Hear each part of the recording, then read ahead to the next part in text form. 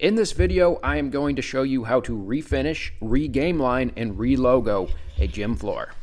We're going to start off by marking where the old lines were. We're marking at the intersections of lines. So we're going to mark our corners. We're going to mark where our free throw hits the baseline, where our 3-point hits the baseline, half court, all of these items. Now, punching these holes, my guess is going to make some people upset that watch this video, but I challenge you to go look at your local basketball court, and if it's not brand new, you're going to see that more than likely it's been punched. And if you use a really little punch, you are not doing any damage to the court. And also, the line will oftentimes cover the hole to where it can't be seen through the paint.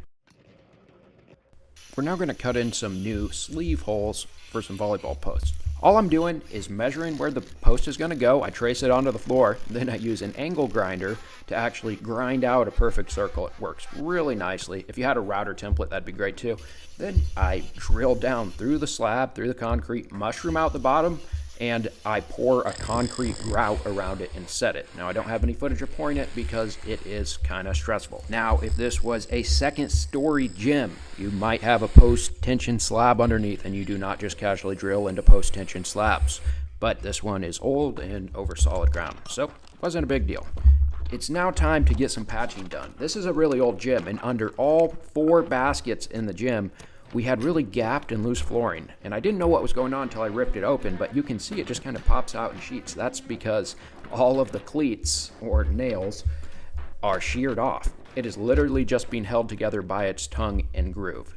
Now, when I put this back in, I am gluing it because I want it to have that extra hold more than what the cleats would have. We saw the old cleats sheared. I don't want that to happen again.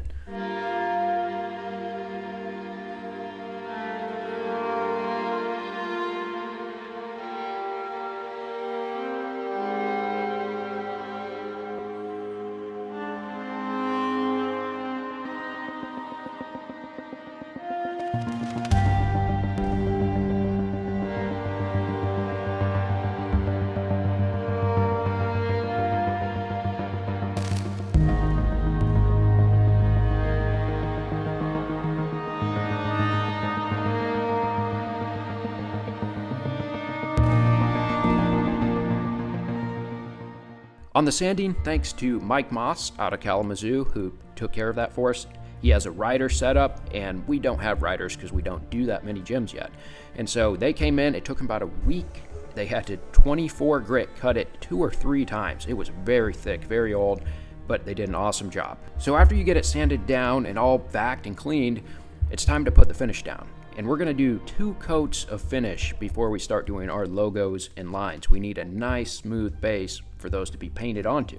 I'm using Burger Seidel's oil-based sport line to do my sealer and my finish coats. We're gonna start off with 2 coats of sealer here.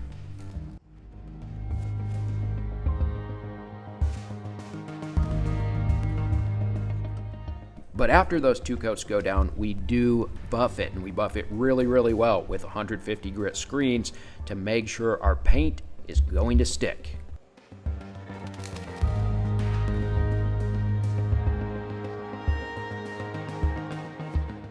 Now, the lines can feel really intimidating, but they're not as hard as you think. It's really just a matter of sticking down blue tape very carefully and then painting in between them. We literally just look at our holes, pull the tape out, stretch it, and stick it.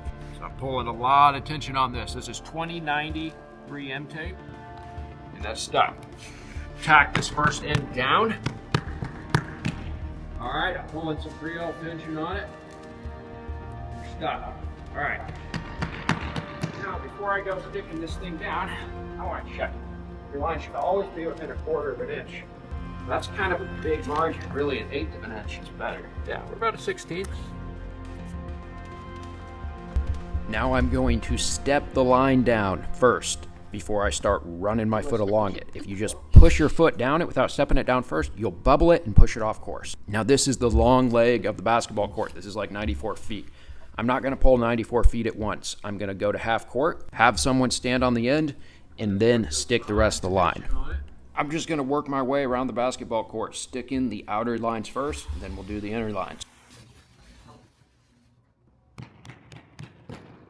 Pretty rare that we break a piece, but we do. I'm good here.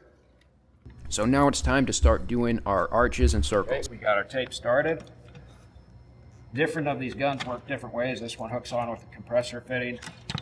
All you have to do to get your circles and arches in the right place is to find the center mark and then mount your plate there that the machine rotates on. Here we're doing the center. So I pulled center on the half quart line, tacked my plate down, and I just push this thing in a circle. Pull a tape out at the end, make sure it's correct.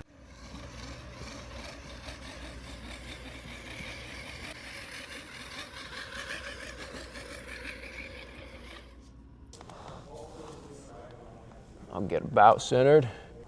That's pretty good. The top of the key is literally just a half circle, and all we do is we pull center on our free throw line, put the pendulum there, do our half circle. So let's go check it out with our top of our key here. We need it to line up. So you can see my tape lines here. I'm just sighting down those to see if they line up. They're within like a 1/16 of an inch. We're heading around. So we're going to do our 3-point arch the exact same way. The only thing that's harder about it is that a 3-point line turns straight at your ends that intersect the baseline. So we're going to have to straighten those out after we do our full circle. But we want to just start at the baseline and work our way around, and then we'll pull those straight after. All this is the same color, so we're going to run it all together. We pretty much just cut out any overlap where the quarts run together and it's the same color. And if there's a different quart that runs over it, there's a break in the line. It's pretty easy to keep track of if you just have one quart, but if you have a bunch of overlapping quarts like we do here, this is going to be the most likely place that you're going to mess something up. Now you can see as my quarts continue to stack on top of each other, knowing what to cut out and what to leave and what to paint becomes harder and harder and harder. Now we're going to stick our vinyl graphics that we paint inside of. So this is not the actual final graphic. We paint the graphic onto the floor, just like the lines. And this is a 4-color logo. So we have 2 different stencils. You install one, paint it with 2 coats, and then you install the other and paint it with 2 coats. So right now we're getting the first stencil and the first coats of paint put down. Now this may look difficult and stressful, but it's not that difficult. But it is stressful, all right? You don't want to mess it up, but if you've got enough people there to hold it in place and not let it fall down and get stuck while it's crooked, you'll be okay.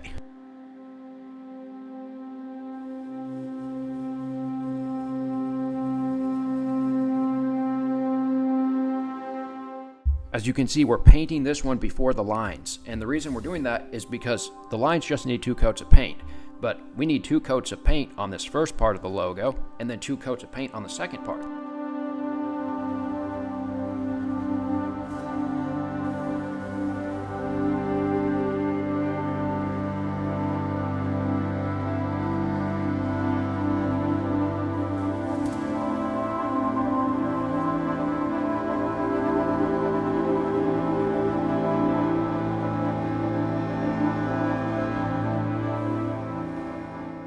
If you note that little yellow sticky note looking thing on the floor, that is an alignment shape from the last stencil that we leave on, and we're going to line up the next stencil with those shapes to make sure they go down perfectly. And like I said, we've got about a 1/4 inch of overlap between the 2 layers. Now remember, logos can be way bigger than this. Some of them take up half the quart. This is quite small logo, and it's nice that we can get it all done in one print. If it's a really big logo, you will have multiple rolls of vinyl that you have to align. I'm going to roll my lines down. I'm going to do it 3 times. These arches are a little funny to roll, but 3 times, all right? We're pretty much an asphalt roller, rolling down fresh asphalt. Just getting these to really set in. After rolling them, we are going to vac everything one last time before we paint.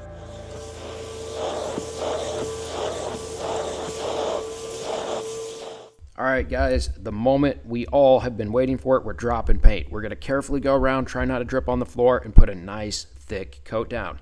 Now, earlier on in the video, I was careful to state that most of my background was in doing residential work, but we knew how to do this as well.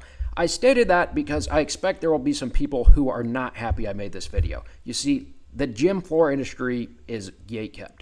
The guys in it, they don't really want newcomers, and they're really not friendly to them. I know this because it's a very small industry, and I'm in the Facebook groups with the contractors who do the work. And whenever an outsider comes in, say a guy like myself who's mostly done residential floors, and they start saying like, well, how do I do the lines or how much do I charge? A lot of times the contractors in that group will get really salty with them and essentially tell them to stay in their lane. So for any salty contractors, come to the comments to let me know how much I am doing wrong.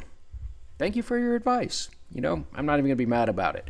But not everybody is like that. I want to be really clear. Paul Nelson with Western Sport Floors has some great content on YouTube. He teaches people how to do things. And I called him up back when I didn't know what I was doing and asked his advice on bidding a gym. And he gave me the confidence and the encouragement that I needed to do it. He's a great guy. I strongly recommend that you follow him. Also, Alex Parrott from Burger Seidel. He's the North American rep for all of the sport floor finishes and paints from Burger Seidel. And that guy is awesome to work with. He was born and raised doing it, so he's not like a rep that doesn't know what he's talking about. And he's super friendly. He's on your side. He's got your back. He'll answer your questions. I highly recommend you give that guy a call if you need some sport finish. So you see how the sheen is changing. I'm being sure to get every bit up to the edge.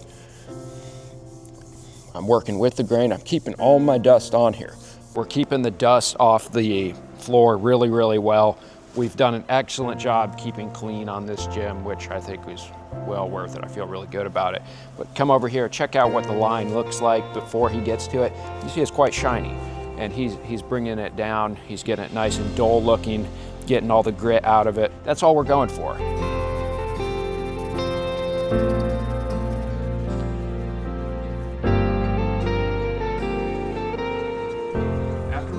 Lines backed up, get that dust off of the tape. We're going to peel the lines up. We're going to peel the stencils off the logos. And this is a ton of fun. Everybody loves doing this part of it.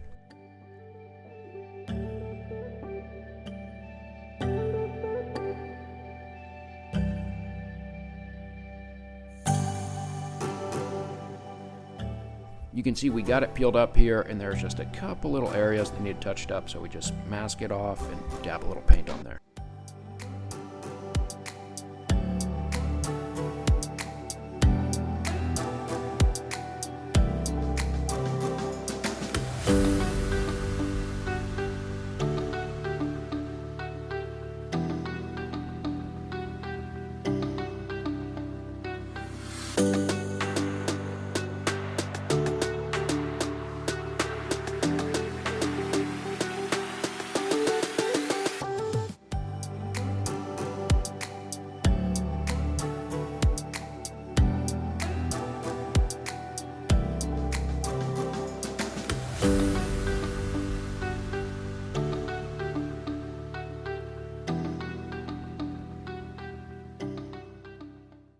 After we peel all the tape, we're going to vac the whole gym, and then we're going to do one final tack to get any big things that are hanging out there. And then it's time to drop some finish. We're going to put 2 more coats down.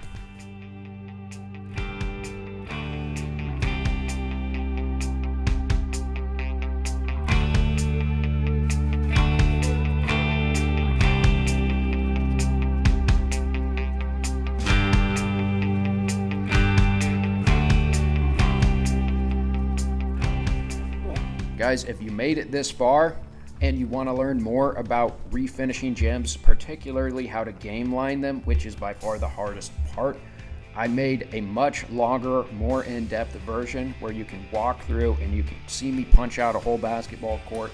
I walk through all of the minutia. It's about 90 minutes long. It's of me doing this exact same project. There's going to be a link to it down below. It is well worth your time and your money if this is something you're really serious about.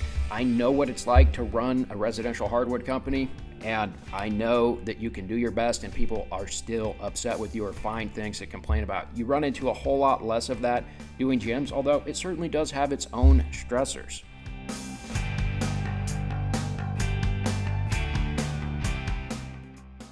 Thanks so much for watching, guys, and to my good friend Mikey, you will be missed. Thanks for helping me out this last project. Rest in peace, buddy.